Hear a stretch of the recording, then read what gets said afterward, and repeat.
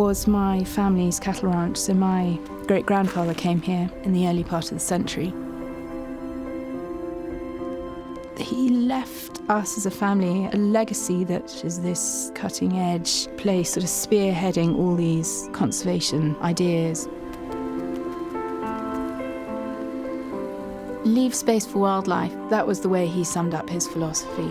And I think it's just a beautiful summation of how everything's a network and we're just one little spot on that network, and what we do has enormous effects that ripple out around us. We're never existing in isolation. The mosaic of ecologies here on Lewa means you get the most amazing variety of wildlife. Living here, we develop relationships with animals, and it's amazing to be part of that network.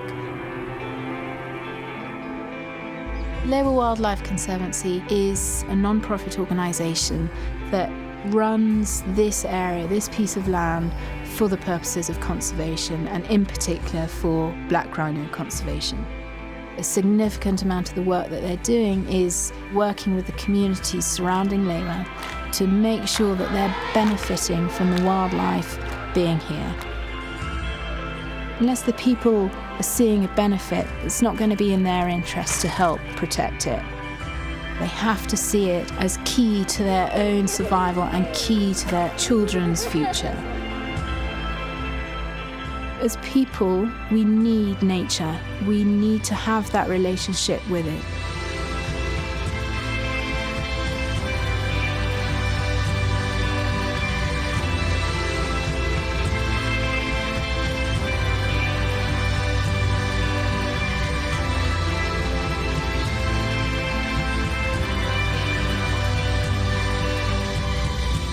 The whole spectrum of life is happening in front of you and you're witnessing it. People learn a lot about themselves, actually. Coming on safari is like shining a mirror on their own culture. And when people are here and are witnessing that life, they often are confronted by things that they've never had to think about or they've never had to witness. We're making room for the wildlife, and that's what Lewa House is about.